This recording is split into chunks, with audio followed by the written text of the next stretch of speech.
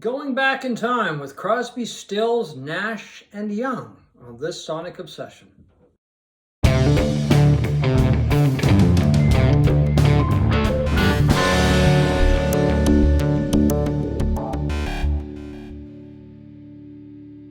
Hi folks, I'm John Whidden. Right there is Steve McLeod, and welcome to this Sonic Obsession, and welcome back to the show. We've been off for a little while.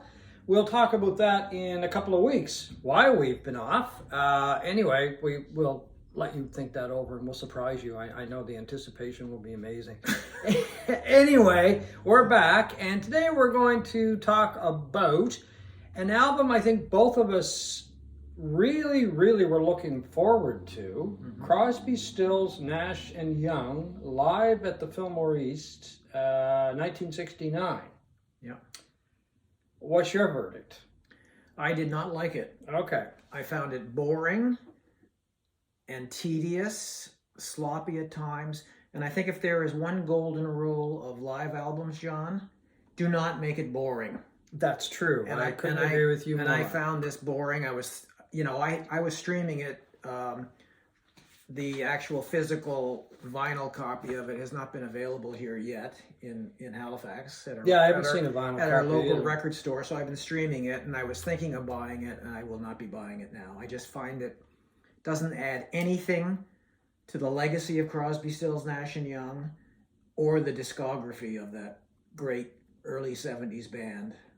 Well, I have to agree with you. Well, okay, on the front on our photo, you were thumbs down and I was kind of thumbs in the middle. Yeah. I don't want to dismiss it totally, but just a little backstory on this. I was really looking forward to this album. I thought this is going to be a killer album because the hype was, it was pretty high for this album. People were talking about it. The fact that Young and Stills had worked on it and, brought all of these tunes back after they've been laying in a vault somewhere for years and were working in the studio on it, and the sound was good. And the fact that, Neil Young is such a great archivist of his recorded materials, live stuff, and that gave me the sense of being excited by this. Yeah, well, me too. Like he usually doesn't put out a whole lot of crap in terms of his archival stuff. No, and especially with Crosby, Stills, Nash and Young stuff. I mean, he held off, if I remember correctly, for years when it came to the reissue of Deja Vu a couple of years ago, which was a brilliant reissue. I mean, that's just, and one of my favorite albums of all time. Yeah, but the sound on that album is great. Some of the outtakes are great. The packaging is wonderful. Unfortunately, I haven't seen the packaging for the Live at the Fillmore East album that just came out that we're talking about, but I just found it, I don't want to say boring. There was just not a lot of life to it, and there was absolutely no life to it until Young joined in. Yeah, and that was very late in the album. Right. The last third of the album, and he does Down by the River and all that, which you can't go wrong with Down by the River, but how many versions of that do we need? Well, that's just it. How many versions do you need?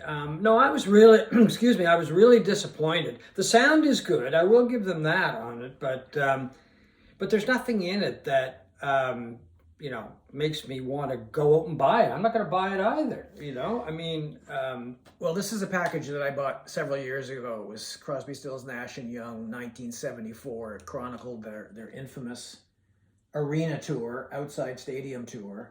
And I think I've listened to it once. It kind of suffers from the same thing. There's some sloppiness to it. I know if I bought the Crosby, Stills, Nash live one that just came out, it would be a one-off listen, and I probably would never listen to it again. Well, I'm like you with that one. When that came out, I didn't buy how many CDs are in there? Like 6 or 8 or something? At least 4. I bought the 1 CD version. Yeah. I may have listened to it in full 3 times because it just doesn't do anything for me. You're right. The one thing that does shine on me, shines through on the new one that we're talking about, is it's basically Stephen Stills and Neil Young's band. Don't you think? Yeah. The highlights on this live album, I'm going to try to be a little bit positive here. are the Stills compositions and the Stills singing, Stills guitar playing, and then Neil Young as well. I may tick a lot of people off because I know there are a lot of purists out there who love both Graham Nash and David Crosby.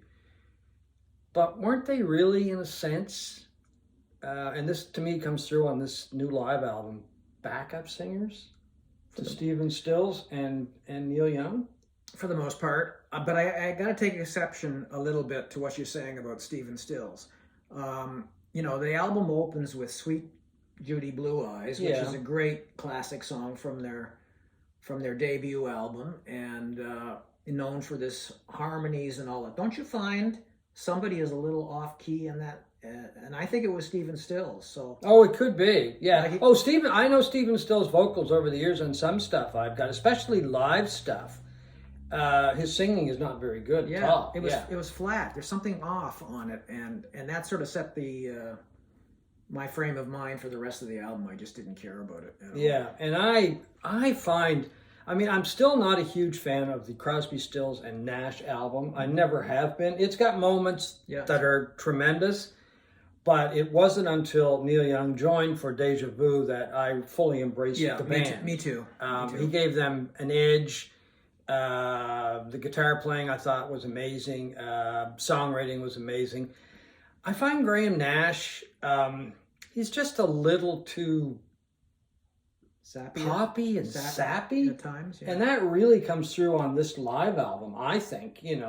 I like Our House. It's a great song. And an interesting thing about that is when this show, when this show was recorded, apparently Joni Mitchell was in the audience.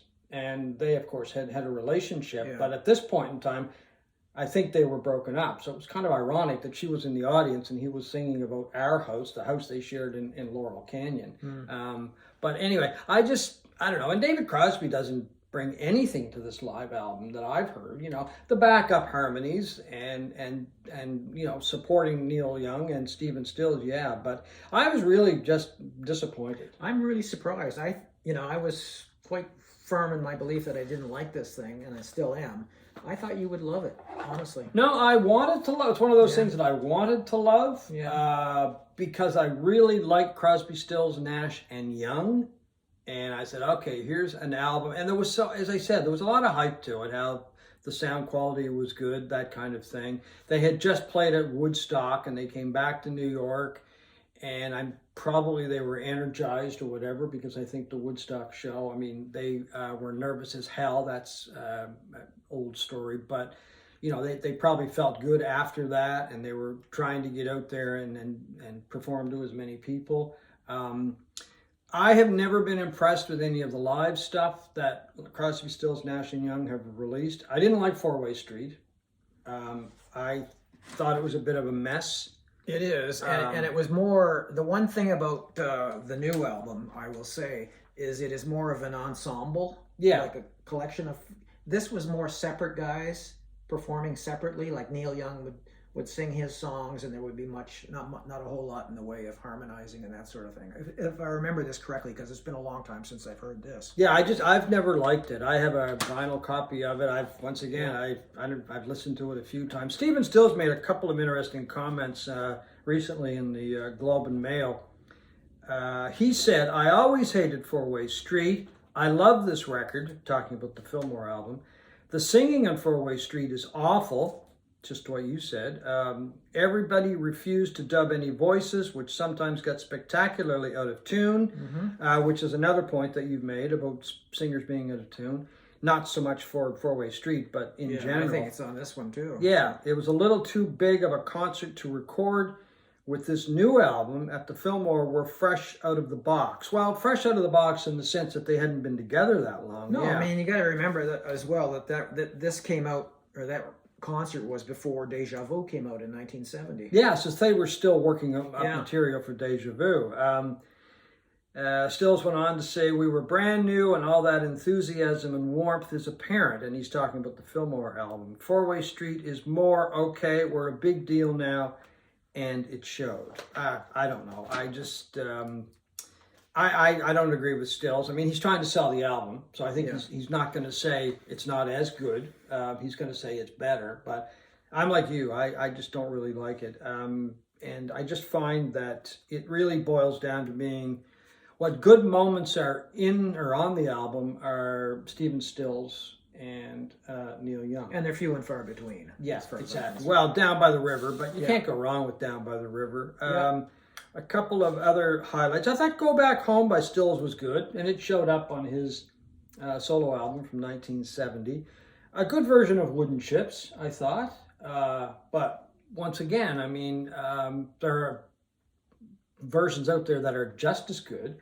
There's nothing here that really blew my mind. There's nothing essential on this album as No. far as I'm concerned. Like I say, it's not a buy for me, and it's not a buy for you. Yeah, exactly. Find the Cost of Freedom, which was the Stills song that ends the show.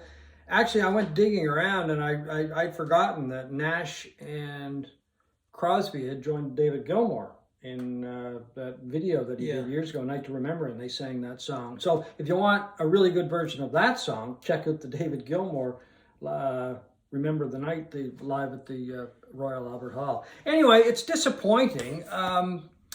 And I guess, you know, I'll stay with this because there are moments on it that I like, but I'm not, yeah. It's a hard thumb down for me. But there are just moments on it, and will I listen to it again? I don't know. I've listened to it 2 or 3 times now. It's more than I've listened to it. That's probably it. Well, anyway, so let's put it this way. It didn't enrich either one of us. Stick with this. That's right. That's the one right there. And, you know, and that's all you need as far as I'm concerned. yeah, exactly. So anyway, that's our look at the new album, the live album by Crosby, Stills, Nash and Young.